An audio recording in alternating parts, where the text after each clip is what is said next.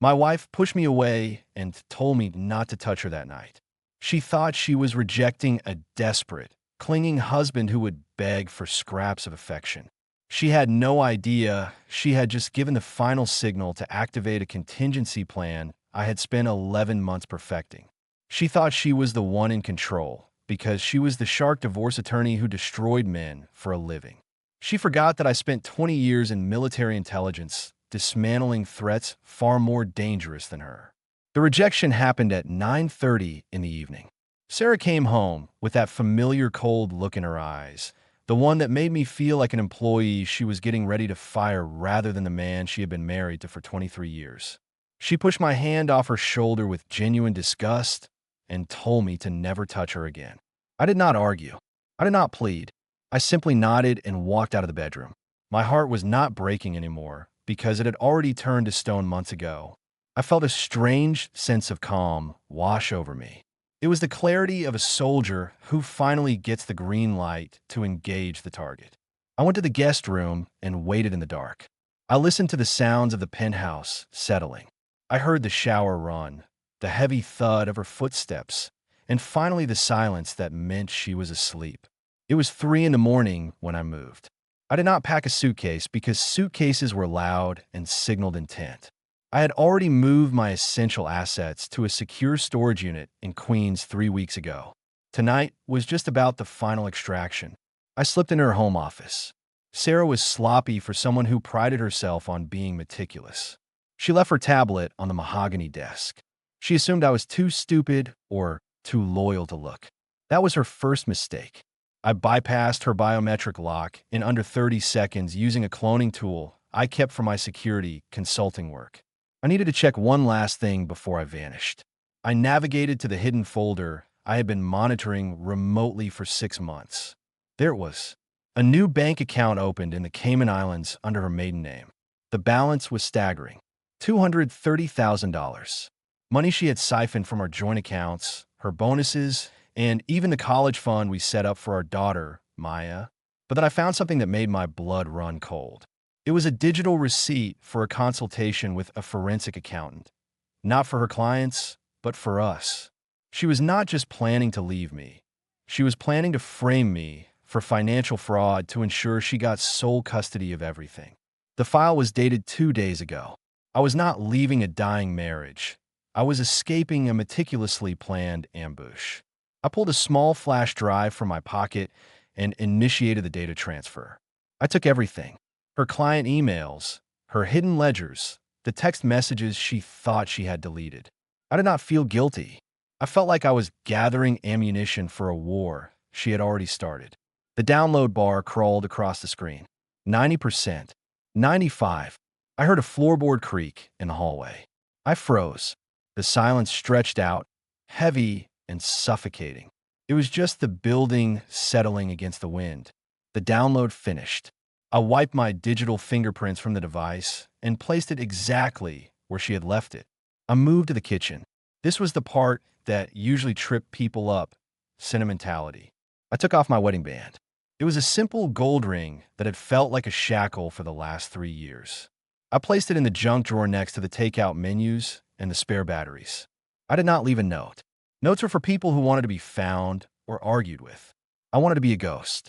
I walked out the front door at 4:15 in the morning. The city was quiet. I took the service elevator down to the garage to avoid the doorman who was on her payroll. My car was waiting in the corner. It was a modest sedan, the only vehicle solely in my name. I unlocked the door, but didn't get in immediately. My training kicked in. Sarah was controlling, and controlling people like to keep tabs on their possessions. I knelt by the rear wheel well and ran my hand along the chassis. My fingers brushed against cold plastic that shouldn't have been there. A GPS tracker. It was small, magnetic, and blinking a faint red light. A surge of adrenaline hit me. She had tagged me like a piece of inventory. If I drove away with this, she would know exactly where I was going before the sun came up. She would send the police or her private investigators to drag me back in her web. I looked around the garage. A delivery truck for a 24-hour bakery was idling near the exit, the driver busy stacking crates. I walked over quietly and stuck the magnet onto the metal bumper of the truck. In an hour, that tracker would be heading toward New Jersey, leading Sarah on a wild goose chase while I disappeared in the opposite direction. I got in my car and drove out into the cool morning air. I didn't head for a hotel. Hotels required credit cards, and credit cards left trails. I drove toward a small, cash-only rental I had secured under a shell company a month ago. As I crossed the bridge, I pulled my phone from my pocket. It was buzzing. I ignored the notifications. I opened the banking app on my secure burner phone. I had legal power of attorney over our joint assets, a document she had signed years ago without reading because she thought she was too smart to be tricked by her boring husband. I initiated the transfers. I didn't steal. I simply moved exactly 50% of our liquid assets into a protected escrow account. It was clean, legal, and aggressive. By the time the sun hit the skyline, I was sitting in a sparse apartment in Brooklyn with coffee that tasted like freedom. I opened my laptop to check the surveillance feed I had left running in the apartment. On the screen, I saw Sarah walk into the kitchen. She looked annoyed, probably wondering why the coffee wasn't ready. She reached for her phone to call me. I watched her face shift from irritation to confusion, and then to panic as the call went straight to voicemail. She stormed into the bedroom, then the closet. She realized my clothes were gone. She ran back to the kitchen and ripped open the junk drawer. She stared at my wedding ring for a long time. Then her face twisted into a mask of pure rage. She didn't look sad. She looked like a predator that had just realized the prey had bitten back. She grabbed her phone and dialed a number. My burner phone didn't ring, so she wasn't calling me. She was calling someone else. I zoomed in on the video feed.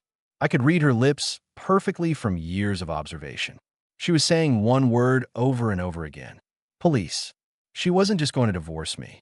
She was going to try to have me arrested. I took a sip of my coffee. Let her try. She thought she was the only one who knew how to play the game.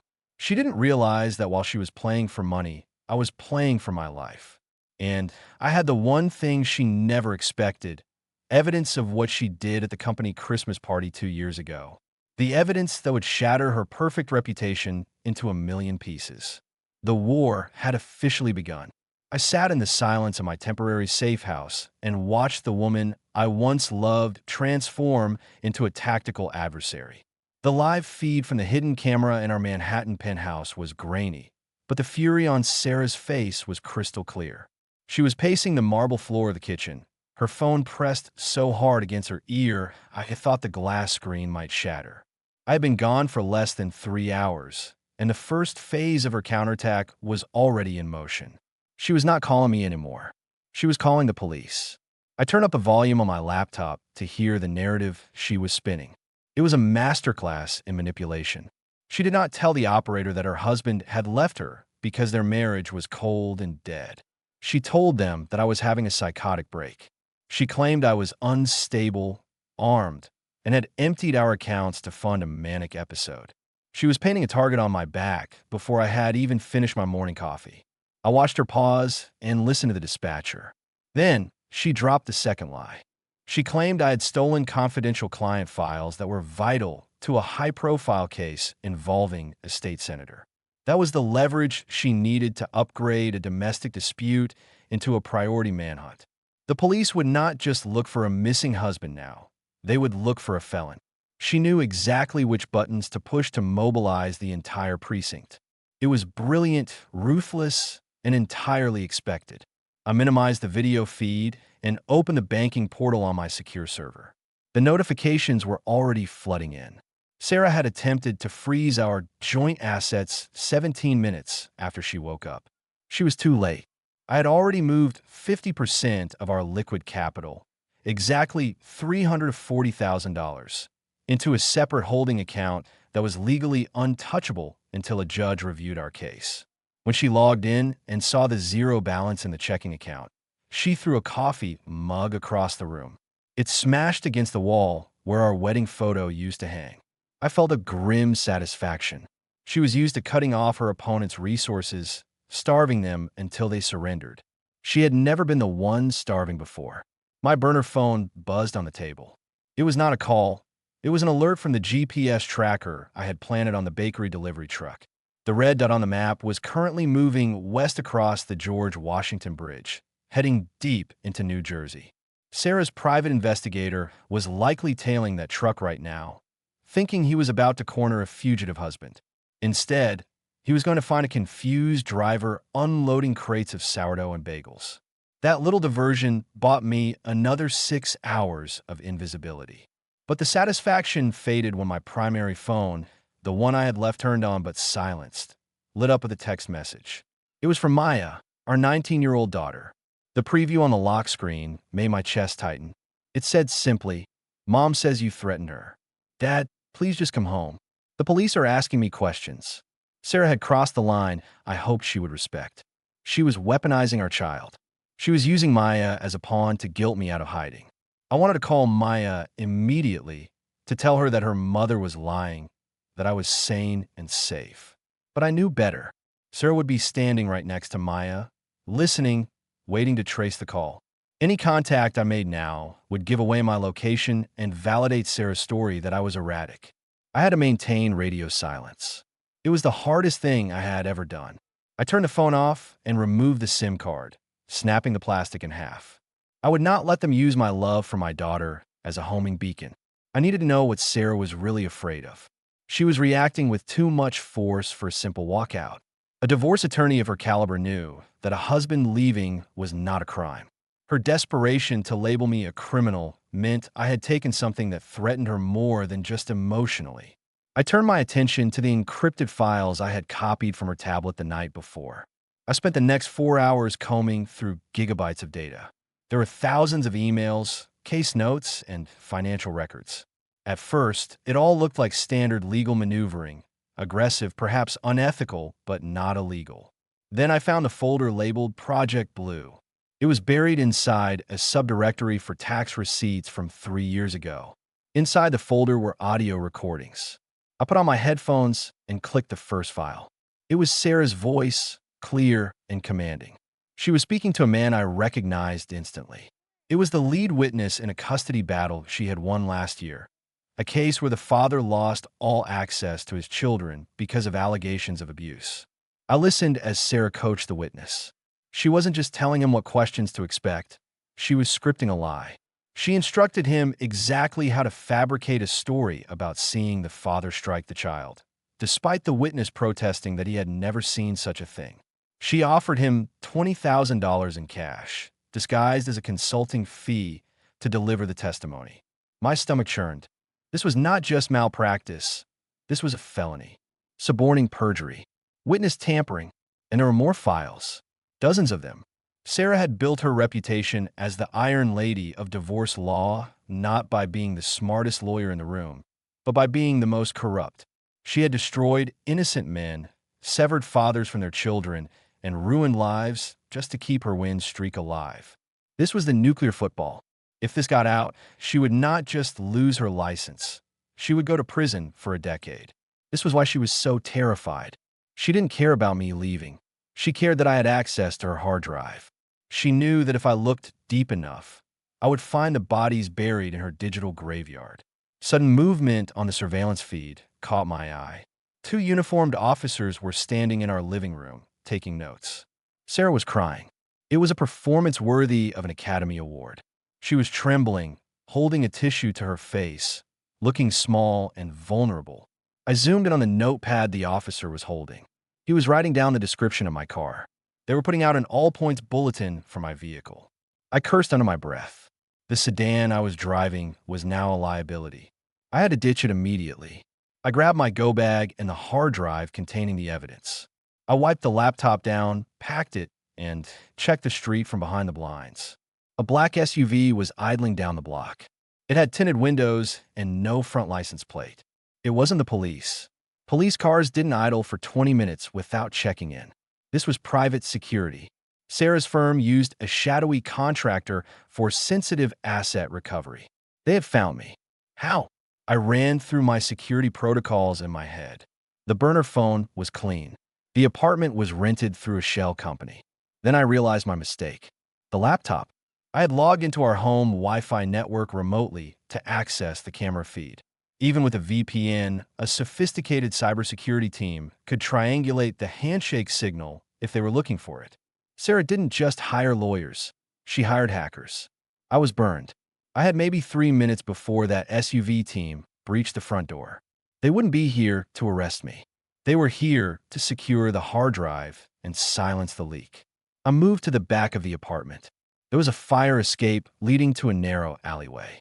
I eased the window open, the rusted metal groaning in protest. I climbed out into the cool afternoon air, the metal grating cold against my palms. Below, I could see the back entrance of the building. It was clear. I descended quickly, skipping every other step. My heart was hammering against my ribs, but my mind was ice cold. This was no longer a domestic dispute. I was carrying evidence that could bring down one of the most powerful law firms in New York City. Sarah had escalated this from a divorce to a covert operation, and she had just authorized the use of force. I hit the pavement and pulled my hood up. I walked briskly toward the subway station 3 blocks away, blending into the crowd of commuters. I didn't look back. As I swiped a prepaid Metro card at the turnstile, I saw a text notification pop up on the screen of my laptop, which I had tethered to my mobile hotspot. It was a message from Sarah to my personal email, the one she knew I would check. The subject line was empty. The body of the email contained a single image. It was a photo of me walking into the safe house building 3 hours ago. Below the photo was a caption. I know you have the files.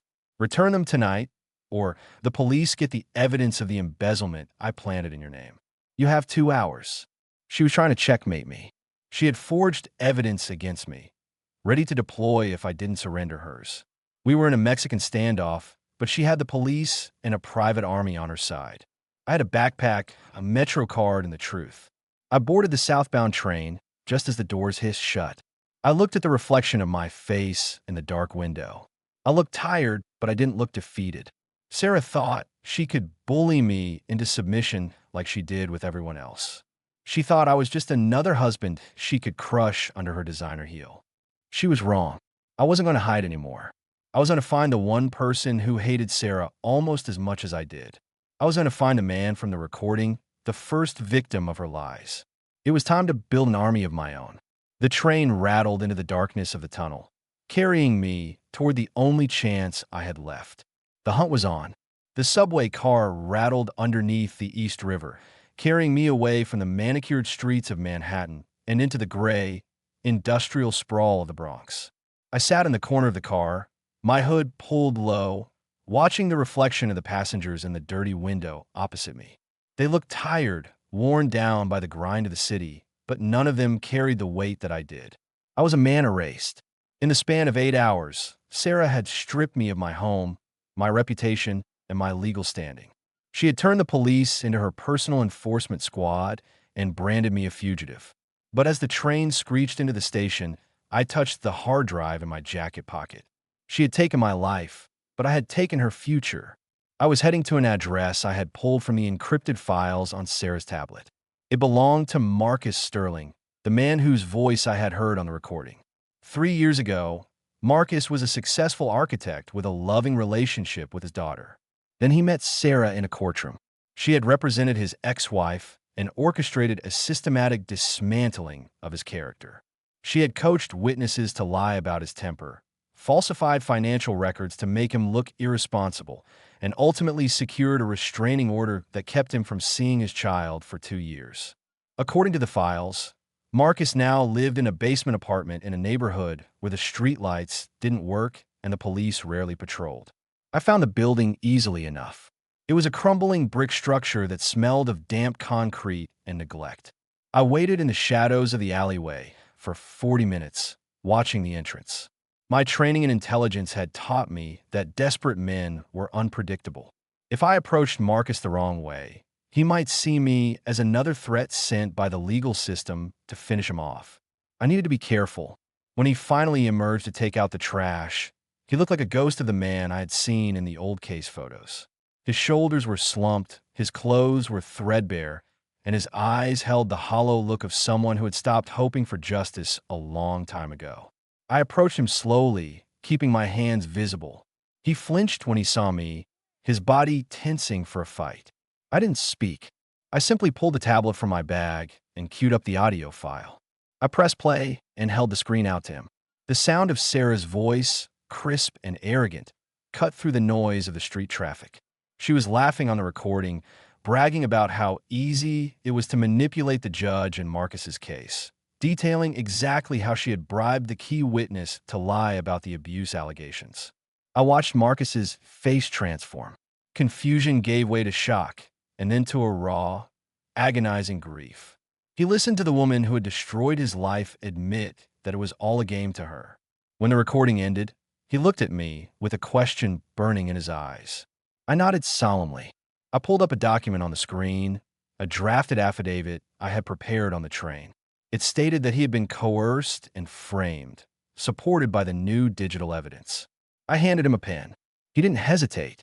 He signed the screen with a trembling hand, and in that moment, the first brick in Sarah's fortress crumbled. We didn't exchange pleasantries.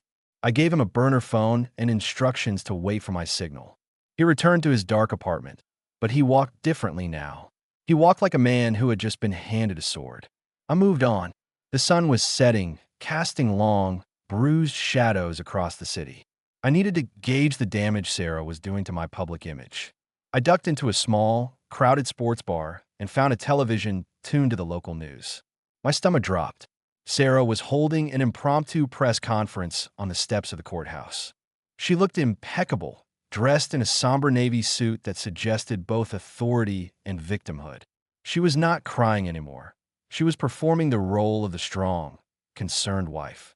The ticker at the bottom of the screen read, "Security consultant wanted for questioning in corporate espionage case." She had escalated the narrative.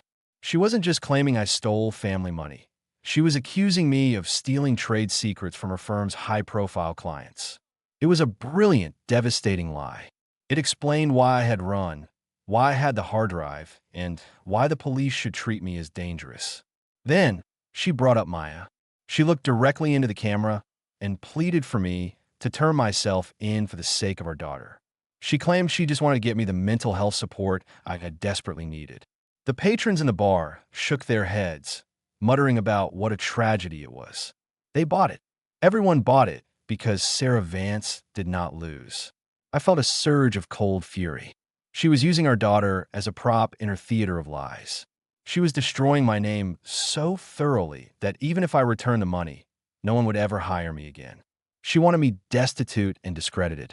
I left the bar before someone could recognize my face. I needed to play my second card. The financial crimes and the witness tampering were powerful, but to truly dismantle Sarah, I needed to destroy her character. I needed to prove that her moral rot wasn't just professional, but personal. I needed Jake. Jake was my oldest friend, a man I had known since boot camp. We had drifted apart in the last 2 years, a distance I now realized Sarah had engineered. I sent a coded message to an old email address we used to use for fantasy football leagues, a channel Sarah wouldn't think to monitor. The message was simple, coordinates to a location in Central Park and a time. Midnight. I arrived early and swept the perimeter. The park was empty, a vast expanse of darkness in the center of the glowing city. Jake arrived 10 minutes late. He looked nervous, constantly checking over his shoulder. When he saw me step out from behind the tree line, he didn't back away. He looked relieved. He walked straight up to me and embraced me, a solid grip that told me he hadn't believed a word of the news reports. We sat on a cold stone bench, and I showed him the evidence I had gathered. Then, I asked him for the truth about the Christmas party 2 years ago. I needed him to go on record. Jake looked at the ground, ashamed. He admitted that Sarah hadn't just made a pass at him. She had been aggressive. She had told him that I was weak, that I lacked ambition, and that she wanted a real man. When Jake had rejected her, she threatened to tell me that he had assaulted her. That was why he had pulled away from our friendship. He had been protecting me from her lie and protecting himself from her wrath. I handed Jake the tablet. He recorded a video statement right there on the park bench, detailing the harassment and the threats. He spoke clearly, his voice heavy with the regret of keeping silent for so long. Now I had the trifecta: the financial theft, the professional corruption, and the personal betrayal. I had enough evidence to bury her. But evidence was useless if I was in a jail cell, unable to present it. Sarah had the police looking for a spy and a thief. If they caught me on the street, they would confiscate the hard drive and lose it before it ever saw a courtroom. I couldn't run forever. I had to change the battlefield. I had to stop playing the fugitive and start playing the plaintiff. I formulated a plan that was risky, bordering on suicidal. I needed to get Sarah and her partners in a room, on the record, believing they had one. I needed to walk into the lion's den. I used the burner phone to call the main line of her law firm. It was 3 in the morning, but I knew the automated system would route emergency calls to her partner, Brad Thompson. Brad answered on the second ring, his voice groggy. I identified myself and told him I was done running. I told him I was cold, out of money, and ready to negotiate a surrender. I heard the shift in his tone, the greedy excitement. He thought I was breaking. I laid out my terms. I would come to their office at 9 in the morning. Not the police station, their office. I told them I would bring the hard drive and sign whatever non-disclosure agreement they wanted, in exchange for them dropping the police report and giving me a small settlement to leave town. It was the exact offer a defeated, desperate man would make. It was the offer Sarah would expect. Brad agreed instantly. He told me to come to the side entrance, to avoid the press. He promised no police would be there until we had signed the paperwork. It was a lie, of course. They would have security waiting to tackle me the moment I stepped through the door. But that was what I was counting on. I spent the remaining hours of the night in an all-night internet cafe, uploading the encrypted files to a dead man's switch. If I didn't enter a code every 12 hours, the entire cache of evidence would automatically email itself to the New York Times, the Bar Association, and the district attorney. I was not going unprotected. As the sun rose over the city, painting the skyscrapers in hues of orange and gold, I felt a strange sense of peace.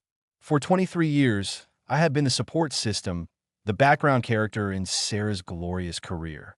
I had cooked the dinners, raised our daughter, and smoothed over the cracks in our life while she built her empire on the bones of broken families. Today, that ended. I checked my reflection in a shop window. I looked ragged, unshaven, and exhausted. Perfect. I needed to look like the loser she believed I was. I adjusted my jacket, feeling the weight of the hidden microphone taped to my chest. I wasn't just bringing a hard drive to this meeting. I was bringing the entire truth. I walked toward the glass tower that housed her firm. I could see the private security guards scanning the street, their earpieces clearly visible. They spotted me and stiffened, hands signaling to someone inside. They opened the door for me, their smiles predatory and mocking. They thought they were ushering a prisoner to his execution. They had no idea I was the executioner, and I had just walked onto the scaffold of my own free will. The doors hissed shut behind me, sealing me in. The final game had begun. The conference room on the 45th floor of the Vance and Thompson law firm was designed to intimidate. It was a glass box suspended over the Manhattan skyline, offering a view that made the people on the streets below look like insignificant ants. This was Sarah's throne room, the place where she had dismantled hundreds of marriages and forced countless opponents into submission. I walked in with my hands raised slightly, playing the part of the broken, defeated husband they expected to see. Sarah sat at the head of the long mahogany table, flanked by Brad Thompson and two large men in dark suits who were clearly not lawyers. She looked victorious. Her posture was rigid, her expression one of cold, controlled satisfaction. She didn't look like a woman whose husband had just left her. She looked like a CEO who had successfully hostile takeovered a rival company. Brad pushed a thick stack of documents across the polished wood surface toward me. I didn't need to read them to know what they said. It was a complete surrender. By signing, I would be admitting to a temporary psychotic break, confessing to the theft of confidential files, and agreeing to a supervised custody arrangement where I would be lucky to see Maya once a month. In exchange, they would generously decline to press criminal charges. I sat down, slumping my shoulders to sell the image of resignation. Sarah watched me with a look of pity that was far more insulting than her anger. She gestured for me to pick up the pen. She believed the game was over. She thought I was there to beg for mercy. I reached into my jacket, and the security guards tensed, ready to pounce. I moved slowly, deliberately, and pulled out not a weapon, but the silver flash drive. I placed it gently on top of the surrender documents. Then I pulled out my tablet and set it up facing them. I tapped the screen. The first image to appear was the bank statement from the Cayman Islands. The room went silent. I saw Sarah's eyes flicker to the screen, then to me. She wasn't impressed yet. She likely assumed this was the stolen evidence she had already framed me for. She signaled to Brad, likely to call the police waiting in the lobby to come up and arrest me. But I held up a hand and pointed to the screen again. The image changed. It was a video file. Jake's face filled the frame. The audio was crisp in the acoustic perfection of the room.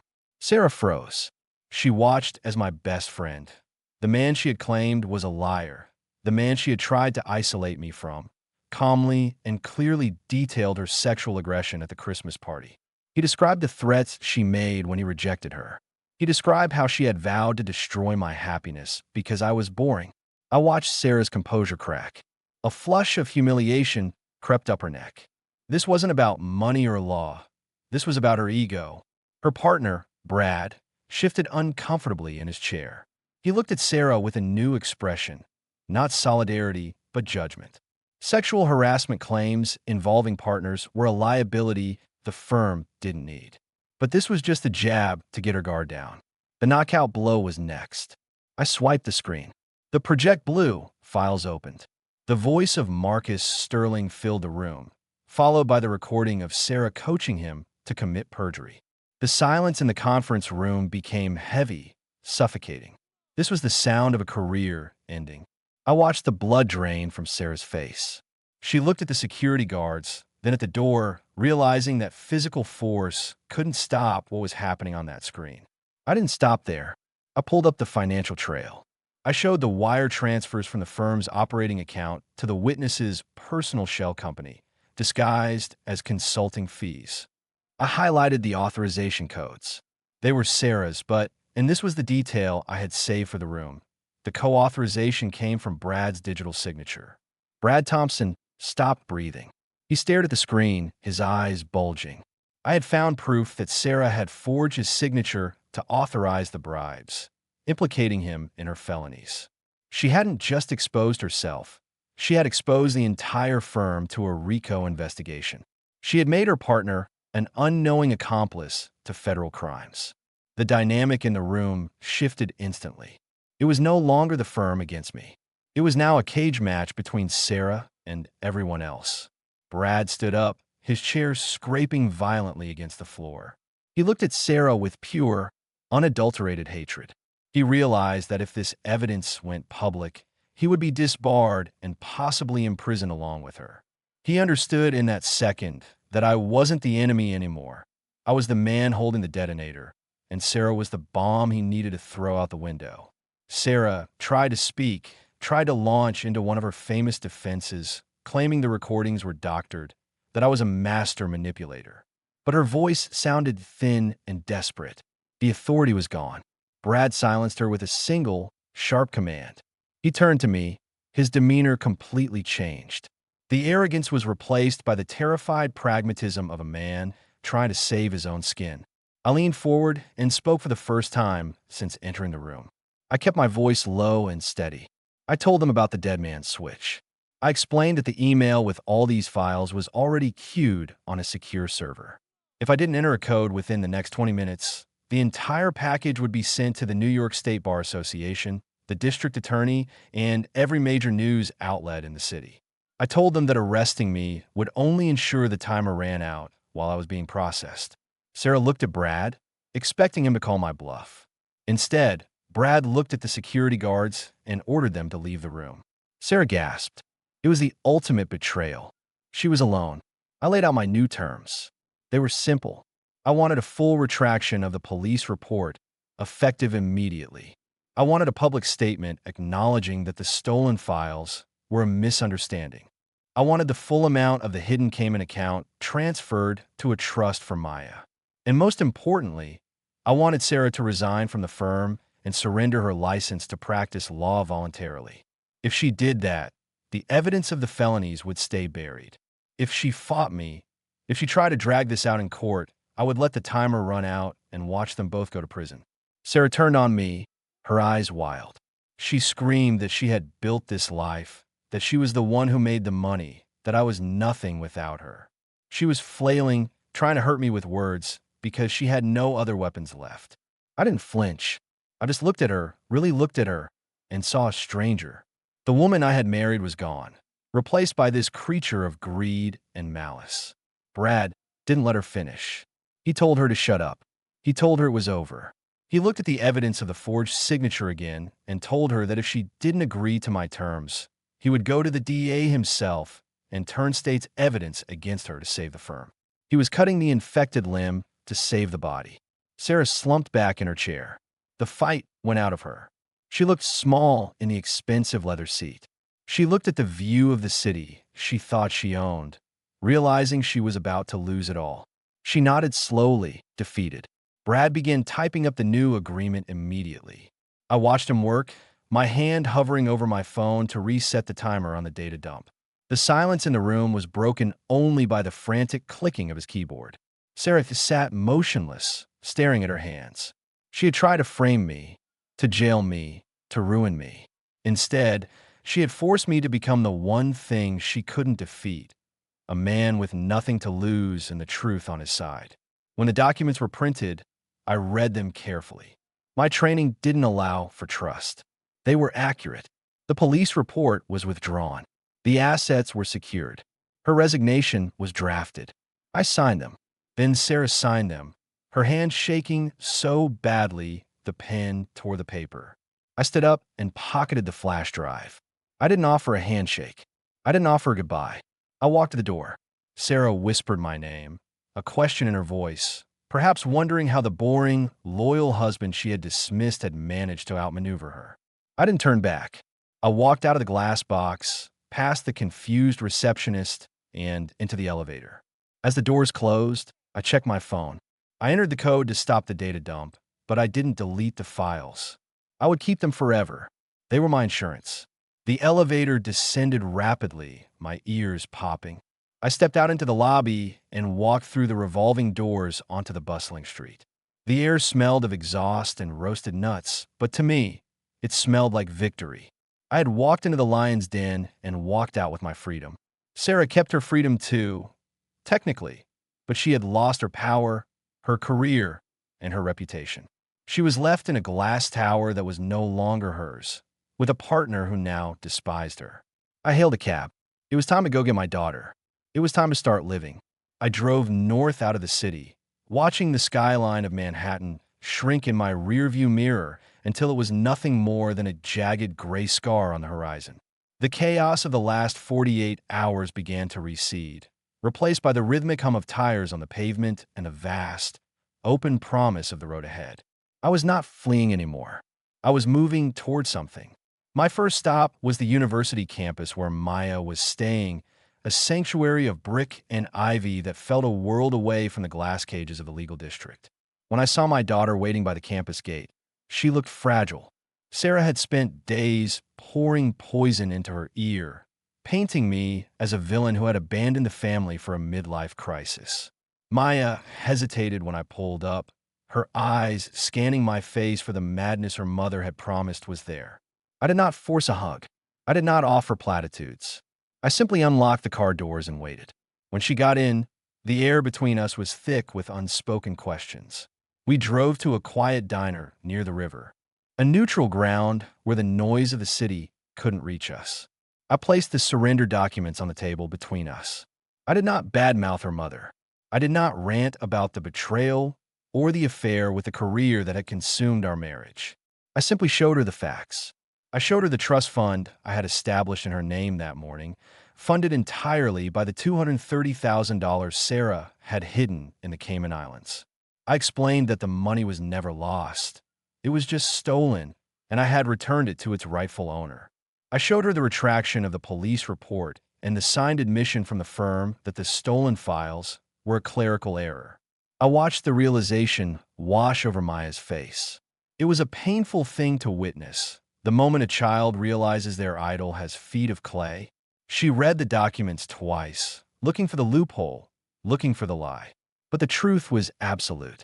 Sarah had tried to frame her own husband to protect a hoard of cash, while I had risked my freedom to secure that same cash for our daughter's future. The narrative Sarah had built crumbled under the weight of the evidence. Maya reached across the table and took my hand. She didn't say she was sorry, and she didn't have to. The grip of her hand was an anchor, grounding me back into the role of a father. We sat there for a long time, watching the river flow, two survivors of a shipwreck finally finding the shore. In the weeks that followed, the fallout in the legal world was swift and brutal. Brad Thompson was a man of his word, largely because fear was a powerful motivator. The firm announced Sarah's immediate retirement due to personal health reasons. It was the standard corporate euphemism for a purge. Her name was scraped off the glass doors of the office within 24 hours. Her bio vanished from the website. The legal community in New York is a small, gossiping village, and while the specifics of the felony blackmail were sealed, the smell of scandal was impossible to scrub away. Rumors circulated that she had been caught embezzling or that she had compromised a federal case. The truth, that she was destroyed by the husband she underestimated, was a whisper that terrified the partners at other firms. Sarah kept her freedom, as I had promised, but she lost the only thing that actually mattered to her, her relevance. She retreated to her estate in the Hamptons, a beautiful, empty fortress by the sea. Without the daily adrenaline of destroying opponents and the validation of her terrified peers, she began to wither. I heard through mutual acquaintances that the phone stopped ringing. The gala invitations stopped arriving. She was a wealthy woman in a golden cage, surrounded by luxury, but starved of attention. She had the money she loved so much, but she had no one to share it with, no one to impress, and no one to control. She was the queen of a silent kingdom. As for me, I did not go back to the shadows. The experience had awakened something in me, a realization that my skills were wasted on corporate security gigs and protecting the assets of the ungrateful. I took the capital from the settlement, my fair share of the marital assets, and bought a fixer-upper in the Hudson Valley.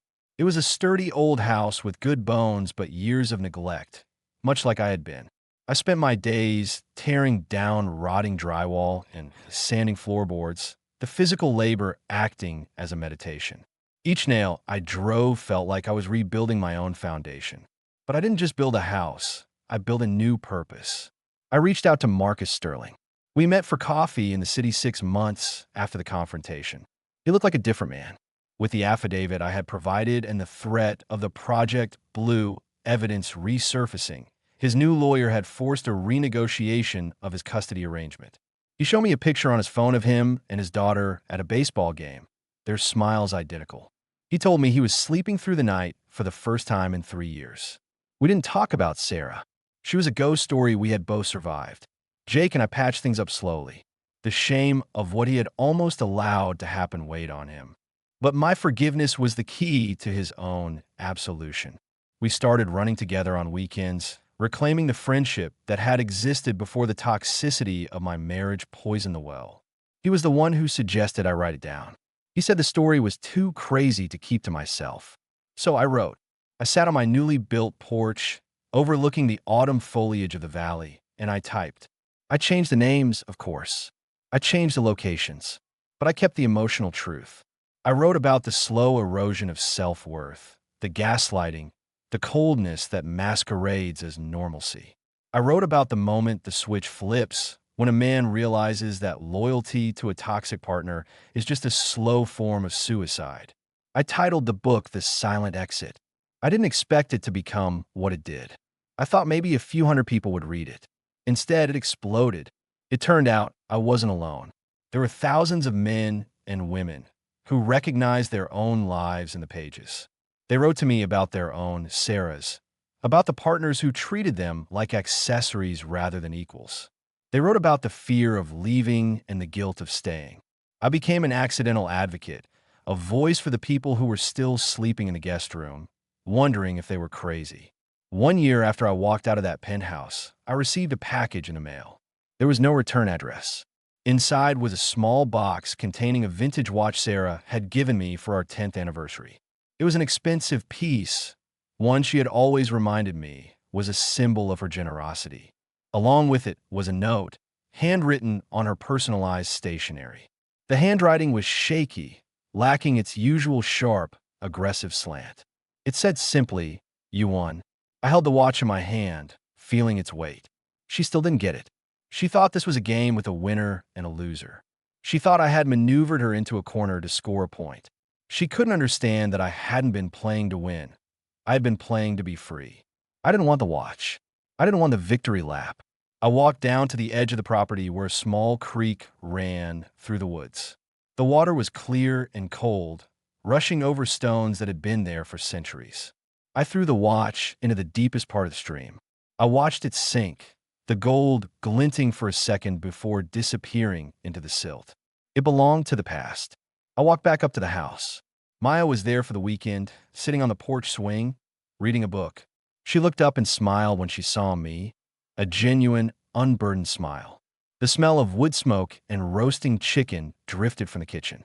I had a date later that evening with a woman named Elena, a pediatric nurse who liked hiking and had never once asked me how much money I made. I stood there for a moment, taking it all in. The crisp air, the sound of the wind in the trees, the peace that settled in my chest. Sarah had taught me how to be a spy in my own home. She had taught me how to plan, how to hide, and how to strike. But in the end, I taught myself the most important lesson of all. I learned that the strongest thing a man can do isn't to fight a war. It is to walk away from the battlefield and build a garden. I sat down next to my daughter and watched the sun dip below the mountains. The war was over. The ghost was gone. And for the first time in 20 years, the man sitting on the porch was wholly, completely, and unapologetically alive.